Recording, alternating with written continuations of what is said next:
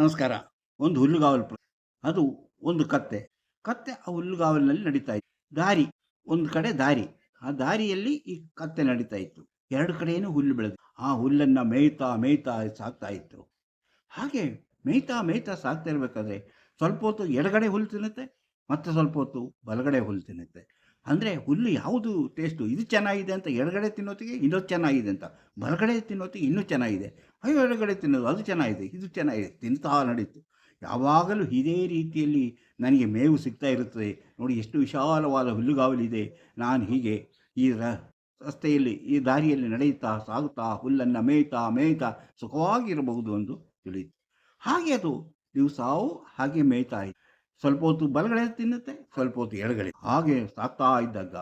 ಆದರೆ ಮುಂದೆ ಒಂದಿನ ಮಳೆ ಹೋದಾಗ, ಹೋಗಿ ಬೇಸಿಗೆ ಬಂದಾಗ ಆ ಹುಲ್ಲೆಲ್ಲ ಒಣಗೋಗುತ್ತದೆ, ಆಗ ತನಗೆ ಮೇವು ಸಿಗೋದಿಲ್ಲ ಎಂಬ ಆ ಚಿಂತೆಯನ್ನು ಆ ಕತ್ತೆ ಮಾಡ್ತಾ ಇರಲಿಲ್ಲ. ಹಾಗೆ ಅದು ಮೇಯ್ತಾ ಇತ್ತು. ಅದೇ ರೀತಿ ಬೇಸಿಗೆ ಬಂತು, ಹುಲ್ಲೆಲ್ಲ ಒಣಗೋಯ್ತು, ಎಲ್ಲವೂ ಬರೀ ಮರಳುಗಾಡಿನಂತೆ ಕಾಣಲಾರಂಭಿಸಿತು. ಅದಕ್ಕೆ ಮೇವಿಲ್ಲದೆ. ಹೀಗೆ ನಮ್ಮಲ್ಲಿ ಪ್ರತಿಯೊಬ್ಬ ಮನುಷ್ಯರು ಸಹ ಸಿಕ್ಕೊತ್ತಿಗೆ ನನಗೆ ಅದು ಇದೆ, ಇದು ಬೇಕು, ಅದು ಬೇಕು, ಇದು ಬೇಕು ಅಂತ ನಾವು ಬಾಚಿಕೊಳ್ತೀವಿ.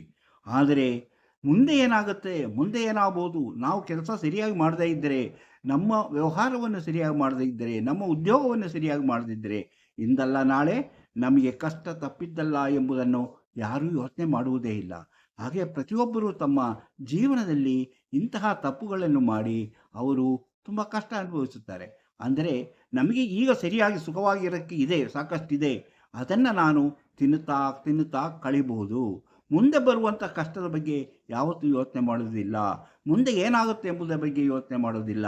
ಯಾಕಂದರೆ ಇರುವುದನ್ನು ನಾವು ಸರಿಯಾಗಿ ಬಳಸಿಕೊಂಡಾಗ, ಅದನ್ನು ನಾವು ಸರಿಯಾದ ರೀತಿಯಲ್ಲಿ ಮೇಂಟೈನ್ ಮಾಡ್ತಾ ಹೋದಾಗ ನಮ್ಮ ಜೀವನದಲ್ಲಿ ನಾವು ಸುಖವಾಗಿರಲು ಸಾಧ್ಯ. ಇದನ್ನು ಆ ಕತ್ತೆಯ ಕಥೆಯಿಂದ ನಾವು ತಿಳ್ಕೊಬೋದು. ಕತ್ತೆ ಎರಡೂ ಕಡೆ ಹುಲ್ಲನ್ನು ಮೇಯ್ತಾ ಇತ್ತು. ಎರಡೂ ಕಡೆಯೂ ಹುಲ್ಲನ್ನು ರುಚಿ ರುಚಿ ಅಂತ ಮೇಯ್ತಾ ಇತ್ತು. ಸ್ವಲ್ಪ ಹೊತ್ತು ಎಡಗಡೆ, ಸ್ವಲ್ಪ ಹೊತ್ತು ಬಲಗಡೆ. ಅದೇ ರೀತಿ ನಾವು ನಮ್ಮ ಜೀವನದಲ್ಲಿ ನಮಗೆ ಸಿಕ್ಕಿದ್ದನ್ನೆಲ್ಲ ಬಾಚಿಕೊಳ್ಳುವಂತಹ ಆ ಒಂದು ಉತ್ಸಾಹದಲ್ಲಿ ನಾವು ನಮ್ಮತನವನ್ನು ಮರೆಯುತ್ತೇವೆ. ನಮ್ಮ ಬದುಕಿನ ಚಿಂತೆಯನ್ನು ಮರೆಯುತ್ತೇವೆ. ನಾವು ಮುಂದೆ ಹೇಗಿರಬೇಕೆಂಬುದನ್ನು ಮರೆಯುತ್ತೇವೆ. ಮುಂದೆ ಕಷ್ಟ ಬರ್ಬೋದೇನೋ ಎಂಬುದನ್ನು ಮರೆತು ಈಗ ನಾನು ಸುಖವಾಗಿದ್ದೇನೆ ಎಂಬ ಚಿಂತೆಯಲ್ಲೇ ಬದುಕುವುದರಿಂದ ಯಾರಿಗೂ ಮುಂದೆ ಅನುಕೂಲವಾಗುವುದಿಲ್ಲ ಎಂಬುದು ಈ ಕಥೆಯ ತಾತ್ಪರ್ಯ.